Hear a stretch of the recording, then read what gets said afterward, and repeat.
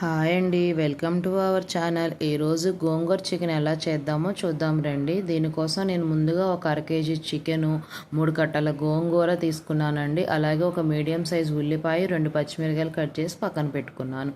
ఇప్పుడు ముందుగా స్టవ్ వెలిగించి ఒక ప్యాన్ పెట్టి 1 టేబుల్ స్పూన్ ఆయిల్ వేసుకొని కడిగి శుభ్రం చేసుకున్న గోంగూరని అందులో వేసుకోవాలండి. అదే గోంగూరలో చిటికెడు పసుపు, దానికి సరిపడా ఉప్పు వేసుకొని ఆ గోంగూరలోని వాటర్ అంతా పోయేంత వరకు ఉడికించుకోవాలండి. అలా ఉడికించుకున్న గోంగూరని నేను పక్కన పెట్టుకున్నాను. ఇప్పుడు అదే స్టవ్ పై మరొక ప్యాన్ పెట్టుకొని 2 టేబుల్ స్పూన్ల ఆయిల్ పోసుకొని కొంచెం దాల్చిన చెక్క, 2 లవంగాలు, 2 యాలక్కాయలు వేసుకున్నానండి. అవి చిటపటలాడిన తర్వాత మనం కట్ చేసి పక్కన పెట్టుకున్న ఉల్లిపాయలు, పచ్చిమిరకాయలు వేసుకొని కొంచెం గోల్డెన్ కలర్ వచ్చే వరకు వేయించుకున్నానండి.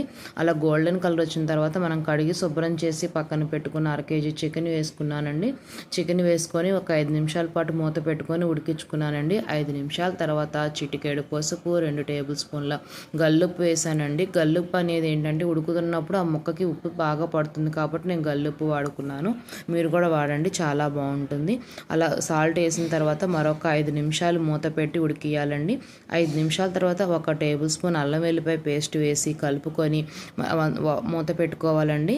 అలా మూత పెట్టుకుంటే చికెన్లోని వాటర్ అంతా పైకి వస్తూ ఉంటుందండి. అలా వచ్చినప్పుడు ముక్క 90% ఉడికిన తర్వాత మనం ఉడకపెట్టి పక్కన పెట్టుకున్న గోంగూర ఉంది కదండి, అది వేసుకోవాలి.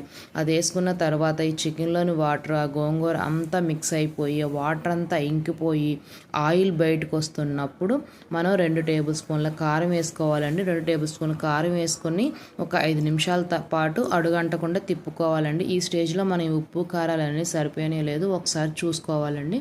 అలా ఉప్పు కారం అన్నీ సరిపోకపోతే మరొకసారి దానికి తగ్గట్టుగా వేసుకోవాలండి.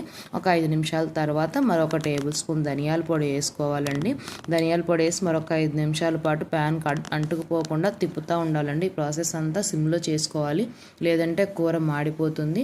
5 నిమిషాల తర్వాత కొంచెం కడిగి శుభ్రం చేసుకున్న కొత్తిమీర వేసుకోవాలండి.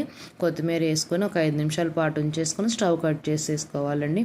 అసలు పుల్లగా చాలా బాగుంటుందండి. నోటికి ఏం తినబుద్ధి కానప్పుడు ఇలా చేసుకొని చూడండి. Thank you for watching. Please subscribe.